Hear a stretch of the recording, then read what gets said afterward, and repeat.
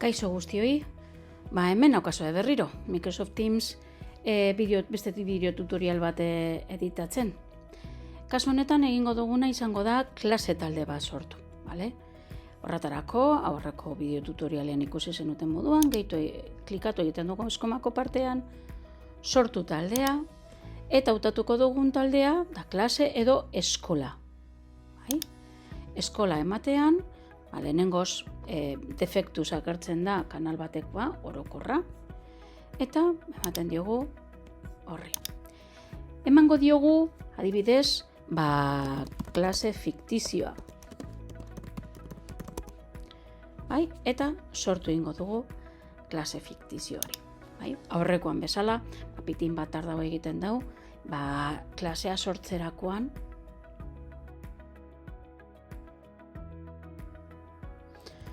eta lehen bezala, orain eskatu egiten digu, gehitzea kideak. Vale? Teams talde batean gehitzeko bi modu dekoguz. Alde batetik, gure erakundetik barrukoak baldin badira, gehituko ditugu gure izenak ipinten eta agertu egingo zaigu. Baita ere gehitu egin aldugu bat gonbidatun moduan kanpokoa dana, eta gero kodigo bitartez, ikaslei kodigo bat emonez, gehitu egin alko ziren haiek kodigoa ipinten. Gure kasu honetan, ipini ingo dugu, lehen bezala Jomata.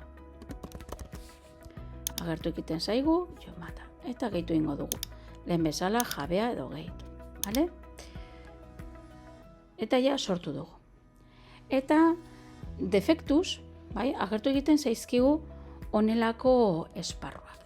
Momentuz ez ditugu gainontzeko guztiak begiratuko, baina orain erakutsiko zuez zelan gehitu egin alditugun kide gehiago. Hemen kudeatu taldea edo gehitu kidea. Gehitu kidea baldin bada, ipintzen baldin badugu, bere emaila gonbidatu moduan gordeko genuke, eta ja gonbidatu moduan dago. Kudeatu taldean, ikusi aldozue, behitxo, jabeak nortzu diren, eta gero, bat gonbidatua eta bestea dala gure kidea. Bai? Hemen gehitu kanalak, eskuratu talderako estekak, bale? Hau, baita ere, esteka bitartez, bidali ginalko genieke jendeari esteka bat eta gehitu egingo ziren, eta hemen, hemen agertu egiten ziren, gure aukera berdinak izango genituzke. Baita ere, lehen aipatutako aukera berdinak izango genituzke. Hemen nonork eskatuko balu, hemen daukazue. Nonor baldin badagoen sartzeko eskantzen, gero zeintzuk kanaldeko gozan, bere esarpenak, eta hemen editatu aldugu, hemen agertu egiten zaiguna, eta kideen baimenak, gonbidatu baimenak, aipamenak, taldean sartzeko kodigoa. Hau nahi dut zuek ikustea.